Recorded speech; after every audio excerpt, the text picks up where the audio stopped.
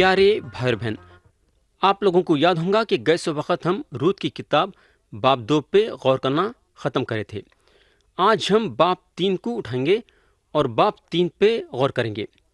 हम पढ़ेंगे बाब 3 और उसकी आयत 1। लिखा हुआ है, फिर उसकी सास नयोमी ने उससे कहा, मेरी बेटी, क्या मैं तेरे आराम की तालिब ना बनूं, जिससे तेरी भलाई हो। प्यारे भाई बहन, जितने दिना फसल काटते नयोमी अपने घर के दरीचे में से हर दोपहर को रूत और बोआज को बेतलहम में आते हुए देखती थी। 6 हफ्ते गुजर गए थे और सारा जौ जमा किया गया था और सारा गेहूं जमा किया गया था। नयोमी जो है रूत में ये गौर कर रही थी कि रूत जो है ये जाहिर नहीं करी थी कि उसको बोआज में दिलचस्पी है, और नयोमी ये गौर करने लगी कि बोआज जो है हद से ज़्यादा रूत में दिलचस्पी ले रहे हैं। यहाँ नयोमी जो है चाहती है कि रूत की शादी बोआज से हो जाना। अगर हम नयोमी पे गौर करेंगे तो हमको पता चलेगा कि शुरू से उन्हें चाहती थी कि उसके बहुएं शादी कर लेना। रास्ते पे खड़े रह के नयोमी उनके बहुओं को ये बोल रही थी कि अपने लोगों में जाओ और शादी करके अपना घर बसाओ। तो यहाँ नयोमी चाहती है कि रूत की शादी हो जाना और बोआज के साथ रूत अपनी ज़िंदगी गुजार लेना। ये जो है नयोमी की ख्वाहिश थी। नयोमी नहीं चाहती थी कि रूत जो है अकेलापन महसूस करना या अकेले रहना। तो प्यारे भाई और बहन, आयत 2 में नयोमी रूत से बोलती है, और क्या बोआज हमारा रिश्तेदार नहीं जिसकी छोकरियों के साथ तू थी? देख, वो आज की रात कालिहान में जौ पटकेगा। तो यहाँ नयोमी का बोलने का मतलब यह है कि क्योंकि बोआज रूत का नज़दीक का खराबती है, तो रूत का हक बोआज पे पूरा बनता है। आयत 3 में लिखा हुआ है, सो तू नहा धोकर खुशबू लगा और अपनी पोशाक पहन और खलियान को जा, और जब तक वो मर्द खा पी ना चुके तब तक तू अपने तैन उस पर जाहिर ना करना। तो यहाँ नयोमी चाहती थी रूत जो है ये मजहबी ज़ियाफ़त तक इंतज़ार करना। नयोमी का मतलब ये था कि बोआज क्योंकि नज़दीक के खराबती हैं, तो रूत बोआज से अपना हक मांगना। क्योंकि रूत बोआज से अपना हक नहीं मांग रही है, तो नयोमी रूत को सलाह देना चाहती थी। नयोमी चाहती है कि रूत 4 कामा करना। प्यारे भाई बहन, मैं यहाँ महसूस करूँगा कि यहाँ एक गुनहगार की तस्वीर है जो यीशु मसीह के पास आता है। गुनहगार के लिए 4 ज़रूरी बातें हैं जिस पे उसको अमल करना ज़रूरी है। पहला काम जो है वो है नहा धोकर।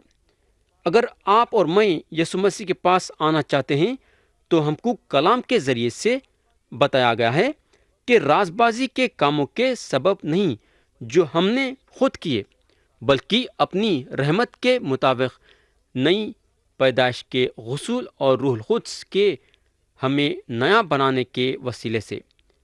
और मेरे दोस्त, ये वजह है जो हमारे खुदावन यीशु मसीह निकोदेमुस से बोले, ताजुब ना कर कि मैंने तुझसे कहा तुम्हें नए सिरे से पैदा होना ज़रूर है। तो मेरे दोस्त, अगर आप जन्नत में दाखिल होना चाहते हैं तो आपको नए सिरे से पैदा होना पड़ेगा। आपको नए सिरे से पैदा होने का तजुर्बा लेना पड़ेगा।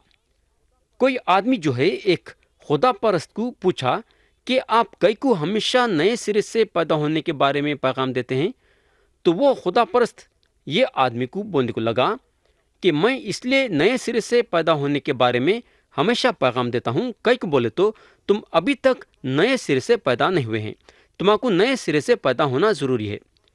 मेरे भाई, आप जन्नत में दाखिल नहीं हो सकते, आप जन्नत नहीं पा सकते जब तक कि आप यीशु मसीह पे नए मखलूक नहीं बन जाते हैं। आप और मैं जन्नत के लायक नहीं हैं जब तक कि हम नए सिरे से पैदा नहीं हो जाते हैं। तो यहाँ नयोमी रूत को ये बताना चाहिए कि रूत खेत में काफ़ी मेहनत कर चुकी है, इसलिए रूत को नहा धो के तैयार होना है। तो रूत को ये पहला कदम लेना है। अब दूसरी बात जो नयोमी रूत को बताती है वो ये है कि खुशबू लगाना। रूत का पहला मर्द मरने के बाद मैं जहाँ तक समझता हूँ कि रूत बेवा के कपड़े पहन ली होंगी और अपने बदन को खुशबू लगाना या अपने आप को संवारना छोड़ दी थी होंगी। मगर यहाँ नयोमी महसूस करती है कि रूत के जिंदगी में कोई आदमी दिलचस्पी ले रहा है। तो नयोमी चाहती है कि रूत अपने बदन पे खुशबू लगाना। मेरे दोस्त, ये बात भी मसीही तजुर्बे से ताल्लुक़ रखती है। जब आप और मैं खुदा के फर्जंद बन जाते हैं तो हम बच्चे हैं, मगर हमको दिन ब दिन रूहानी तौर से बढ़ाया जाता है और हम ये नौबत तक पहुंच जाते हैं जहां हम रूहानी बातें समझना शुरू कर देते हैं और ईमान रखने वाले को मसा के बारे में कुछ बताया गया है। मेरे दोस्त, आप पे और मेरे पे पाक रूह का मसा है। यूहन्ना के पहले आम खत में लिखा हुआ है, और तुम्हारा तो उस खुद्दूस की तरफ से मसा किया गया है और तुम सब कुछ जानते हो। बोलने का मतलब यह है कि खुदा की पाक रूह हमको सच्चाई के बारे में सिखाती है और हम सबको खुदा के पाक रूह की तालीम लेने की ज़रूरत है। ये दुनिया में अगर हम खुदा के कलाम को समझ सकते हैं बोले तो वो है पाक रूह के ज़रिए से। पाक रूह हमको सिखाना ज़रूरी है। आज हम ये हिस्से को लेना ज़रूरी है, यानी कि हमारे रूहानी के ये हिस्से को नज़रअंदाज नहीं कर दे सकते। प्यारे भाई बहन, आज कई लोग हैं जो दीवानों के वसा रूहानी तालीम पे झगड़ा कर रहे हैं। सबसे पहले हम ये मालूम करना ज़रूरी है कि बाइबल शरीफ खुदा के तरफ से रूहानी किताब है ना। प्यारे दोस्त, हम ये जानना ज़रूरी है कि हमारी होशियारी ये किताब में नहीं जोड़ सकती, यानी कि हमारे हिकमत से ये किताब के बातों को नहीं समझ सकते। रूहानी बातें सिर्फ हम खुदा के रूह के ज़रिए से जान सकते हैं। सिर्फ खुदा की रूह हमको रूहानी बातों की तालीम दे सकती है। पौलुस रसूल कोरिन्थियों की कलीसिया को अपने पहले खत में लिखते हैं, जो चीज़ें ना आँखों ने देखी, ना कानों ने सुनी, ना आदमी के दिल में आई, वो सब खुदा ने अपने मोहब्बत रखने वालों के लिए तैयार कर दी। लेकिन हम पर खुदा ने उनको रूह के वसीले से जाहिर किया, क्योंकि रूह सारी बातें बल्कि खुदा की तह की बातें भी दरियाफ्त कर लेती है। प्यारे भाई और बहन, हमको ये पहचानना ज़रूरी है कि जब हम नए सिरे से पैदा हुए हैं तो हमको खुदा के पाक रूह का मसा दिया गया है। यूहन्ना के पहले आम खत में लिखा हुआ है, और तुम्हारा वो मसा जो उसकी तरफ से किया गया तुम में कायम रहता है, और तुम इसके मोहताज नहीं कि कोई तुम्हें सिखाए, बल्कि जिस तरह वो मसा जो उसकी तरफ से किया गया तुम्हें सब बातें सिखाता है और सच्चा है और झूठा नहीं, और जिस तरह उसने तुम्हें सिखाया उसी तरह तुम उसमें कायम रहते हो। प्यारे भाई और बहन, इसका ये मतलब नहीं है कि आप उस्तादों पे जोर नहीं देना, यानी कि उस्तादों से दूर रहना। मेरे भाई, बाइबल के उस्तादा यानी कि बाइबल शरीफ की जो तालीम देते हैं, उन लोग खुदा के पाक रूह में होते हुए तालीम देते हैं। उनके तालीम से आपको भागना नहीं चाहिए, क्योंकि वो आपको खुदा के रूह के ज़रिए से सिखाते हैं। और खुदा आज के रोज़ कलीसिया में उस्तादों का इंतज़ाम कर रहा है ताकि लोग बाइबल शरीफ की तालीम लिए वैसा। मगर उस्तादा यहाँ दुनिया के सारे किताबां जो लिखे गए हैं आपके रूहानी आँखों को नहीं खोल सकते जब तक कि आपकी तालीम खुदा के रूह के ज़रिए से नहीं होती।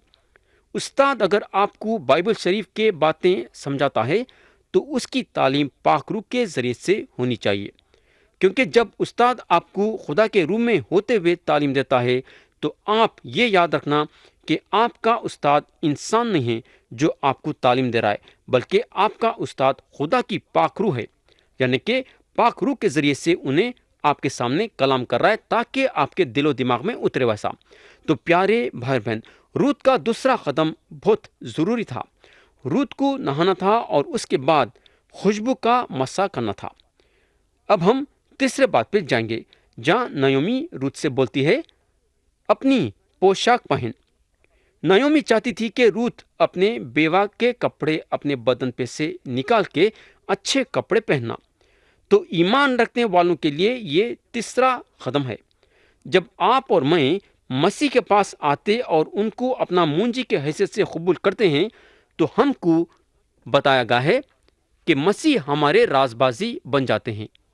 میرے بھائی، مسیح صرف ہمارے گناہ نہیں مٹا دیے، انہوں ہم کو صرف نئے سرے سے پیدا نہیں کرتے ہیں، بلکہ یہ دو باتوں کے ساتھ ساتھ ہمارے رازبازی بن جاتے ہیں۔ رومیو کے خط میں اس کے بارے میں بہت ہی اچھی طرح سے بتایا گیا ہے۔ اگر ہم باب 3 اور اس کی آیت 22 پڑھیں گے تو لکھا ہوا ہے، یعنی خدا کی وہ رازبازی جو یسوع مسیح پر ایمان لانے سے سب ایمان لانے والوں کو حاصل ہوتی ہے، کیونکہ کچھ فرق نہیں۔ تو یہاں پولس رسول ایک گنہگار پہ ایک پوشاک پہنائے جانے کے حیثیت سے بات کرتے ہیں۔ جب ایک گنہگار پہ یہ پوشاک ڈالا جاتا ہے تو یہ پوشاک اس کو ڈھک لیتا ہے، اور جب خدا ہم کو دیکھتا ہے تو ہم کو نہیں دیکھتا ہے بلکہ مسیح کو ہم میں دیکھتا ہے۔ مسیح کی رازبازی ہماری رازبازی بن جاتی ہے، ہم پوری طرح سے مسیح میں قائم ہو جاتے ہیں۔ تو میرے بھائی، یہ رازبازی کا پوشاک ہمارے پاس ہے کیا؟ ہم اپنے بلبوتے پہ نہیں کھڑ سکتے، ہم مسیح میں پوری طرح سے کھڑے ہوتے ہیں۔ رومیو کے خط میں لکھا ہوا ہے، وہ ہمارے خسروں کے لیے حوالے کر دیا گیا اور ہمارے رازباز ٹھہرنے کے لیے جلایا گیا۔ اور کورنتھیوں کے دوسرے خط میں لکھا ہوا ہے، جو گناہ سے واقف نہ تھا اسی کو اس نے ہمارے واسطے گناہ ٹھہرایا تاکہ ہم اس میں ہو کر خدا کی رازبازی ہو۔ تو پیارے بھائی اور بہن، ہم رازبازی کے پوشاک میں ہیں۔ یہ ہوگا اب چوتھی بات جو نعومی رut سے بولتی ہے وہ ہے خالیہان کو جا۔ پیارے بھائی اور بہن، نعومی چاہتی تھی کہ بواز یہ بات کو جاننا کہ رut ان کو نزدیک کے خرابادی کے حیثیت سے حاصل کرنا چاہتی ہے۔ باب 3 اور اس کی آیت 4 پڑھیں گے، لکھا ہوا ہے، جب وہ لیٹ جائے تو اس کے لیٹنے کی جگہ کو دیکھ لینا، تب تو اندر جا کر اور اس کے پاؤں کھول کر لیٹ جانا، اور جو کچھ تجھے کرنا مناسب ہے وہ تجھ کو بتائے گا۔ میرے دوست، یہ قدم آپ کے لیے اور میرے لیے بہت ہی ضروری ہے۔ یہ ایک ایسا قدم ہے جو ہر ایک گنہگار کو لینا ضروری ہے۔ آج بھی کلیسیا میں کئی لوگ شامل ہو گئے ہیں، مگر اصلیت میں دیکھا گیا تو یہ لوگ یسوع مسیح کو اپنے دل میں قبول نہیں کرے ہیں۔ ان لوگ خالیان کو نہیں گئے ہیں مسیح کو نزدیک کے خراباتی کے حیثیت سے قبول کرنے کے لیے۔ یا میں آپ سے ایک سوال کرنا چاہوں گا۔ میرا سوال یہ ہے کہ کیا آپ یسوع مسیح کو اپنے دل میں ایک منجی کے حیثیت سے قبول کریں ہیں کیا؟ میرے بھائی، یہ کام آپ کی زندگی میں بہت ہی ضروری ہے۔ خدا کا کلام صاف صاف بتاتا ہے کہ ہم یسوع مسیح پہ ایمان لانا چاہیے۔ سر ہلانے کا ایمان نہیں، بلکہ دل میں قبول کرنے کا ایمان ہونا چاہیے۔ دوست، انہوں سارے دنیا کے منجی ہیں، یاد رکھو، اور ہمارا فرض ہے کہ ہم ان کو ایک منجی کی حیثیت سے ہمارے دل میں قبول کرنا۔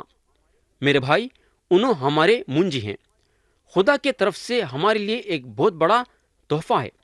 رومیو کے خط میں لکھا ہوا ہے، خدا کی بخشش ہمارے خداوند مسیح یسوع میں ہمیشہ کی زندگی ہے۔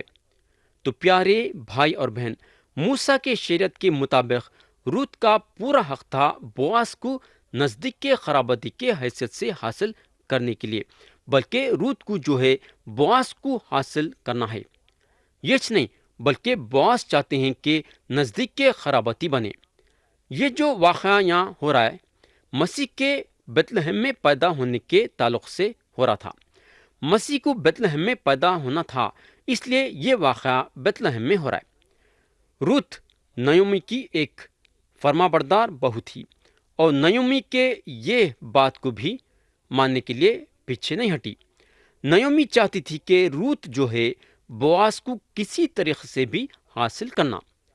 اب ہم آیت 4 سے پڑھنا شروع کریں گے۔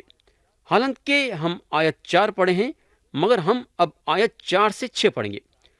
جب وہ لیٹ جائے تو اس کے لیٹنے کی جگہ کو دیکھ لینا، تب تو اندر جا کر اور اس کے پاؤں کھول کر لیٹ جانا، اور جو کچھ تجھے کرنا مناسب ہے وہ تجھ کو بتائے گا۔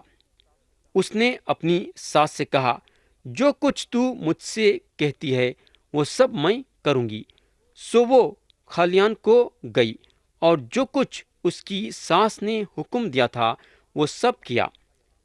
پیارے بھائی اور بہن، نعومی کی صلاح پڑھنے میں عجیب لگتی ہے۔ ہم شاید یہ سوچیں گے کہ ایسی کیسی صلاح ہے، مگر ہم کو معلوم ہونا چاہیے کہ نعومی کی یہ صلاح روت کے برائی کے لیے نہیں تھی۔ سچا یہ ہے کہ نعومی روت کو جو ہے موسیٰ کے شریعت اور اسرائیلیوں کے طور طریقوں کے ساتھ چلو بولی تھی۔ یہ ایک عام بات تھی اور ایک طریقہ تھا جہاں نوکر اپنے مالک کے پیروں کے پاس لیٹتا تھا۔ ایسا کرنے سے روت جو ہے بواز کو یہ بتانا چاہتی تھی کہ بواز اس کا نزدیک کا خراباتی بن جا سکتا ہے اور چاہے تو اس سے شادی بھی کر سکتا ہے۔ میرے بھائی، یہ ایک طور طریقہ تھا اور عاشقی کا یہاں سوال پیدا نہیں ہوتا تھا۔ آیت 7 اور 8 میں لکھا ہوا ہے، اور جب بواز کھا پی چکا اور اس کا دل خوش ہوا تو وہ گلے کے ڈھیر کی ایک طرف جا کر لیٹ گیا۔ تب وہ چپکے چپکے آئی اور اس کے پاؤں کھول کر لیٹ گئی، اور آدھی رات کو ایسا ہوا کہ وہ مرد ڈر گیا اور اس نے کروٹ لی اور دیکھا کہ ایک عورت اس کے پاؤں کے پاس پڑی ہے۔ میرے بھائی، آپ سوچ سکتے کہ بواز کو آدھی رات تک پتہ نہیں تھا کہ ایک عورت ان کے پاؤں کے پاس لیٹی ہے۔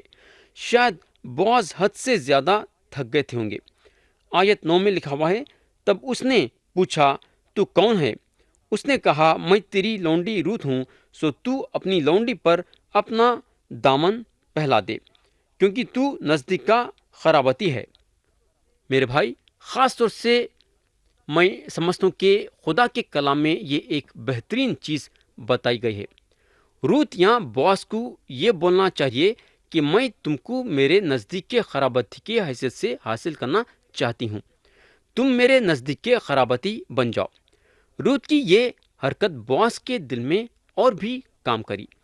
آیت 10 میں لکھا ہوا ہے، اس نے کہا، تو خداوند کی طرف سے مبارک ہو اے میری بیٹی، کیونکہ تو نے شروع کی نسبت آخر میں زیادہ مہربانی کر دکھائی، اس لیے کہ تو نے جوانوں کا، خواہ وہ امیر ہوں یا غریب، پیچھا نہ کیا۔ پیارے بھائی بہن، ہم کو معلوم ہونا چاہیے کہ بواز خود غرض آدمی نہیں تھے۔ روت کی یہ عرضی کو پوری کرنے کے لیے ان کو کافی نقصان اٹھانا پڑتا تھا۔ خاص طور سے بواز کا پہلا بچہ نعومی کی وارث ہو جاتا تھا اور ان کا نہیں، مگر بواز کو روت سے بے انتہا محبت تھی اور انہوں روت کے کامیابی پہ غور کرے اور اپنے دل میں یہ بات جان لیے کہ روت ان کے لیے اپنا دل کھولی ہے۔ روت کو قبول کرنے سے بواز کا یہ فائدہ ہوتا تھا کہ ان کی دلی خواہش پوری ہو جاتی تھی، کیونکہ ان کا دل روت سے لگا ہوا تھا۔ مگر ساتھ ساتھ بواز کا اس میں نقصان بھی تھا، مگر انہوں وہ کرے جو خدا کے نظروں میں صحیح تھا اور خدا ان کی عزت کرا۔ آیت 11 میں لکھا ہوا ہے، اب اے میری بیٹی مت ڈر، میں سب کچھ جو تو کہتی ہے تجھ سے کروں گا، کیونکہ میری قوم کا تمام شہر جانتا ہے کہ تو پاک دامن عورت ہے۔ پیارے بھائی بہن، میں چاہوں گا کہ آپ یہ پردیسی روت کے طبیعت پہ غور کرنا۔ ایسا دیکھا گیا تو روت کو بیت لحم میں رہنے کے لیے کوئی جگہ نہیں مل سکتی تھی، کیونکہ اسرائیلیاں موابیوں کو دھتکار دیے تھے۔ موابیوں کو اسرائیلیوں کے بیچ میں جمع ہونے کی کوئی اجازت نہیں تھی۔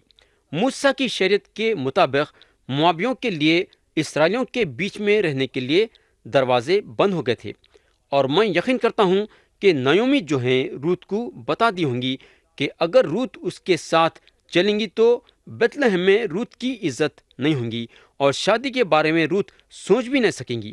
مگر روت یہ سارے باتوں کو قبول کری، انہیں یہ سارے باتیں سہنے کے لیے تیار تھی۔ مگر جب روت بیتلہم میں نعومی کے ساتھ داخل ہوئی تو لوگ اس کے فطرت کو قریب سے دیکھنے لگے، مگر اس کے فطرت میں کوئی خرابی نہیں پائے۔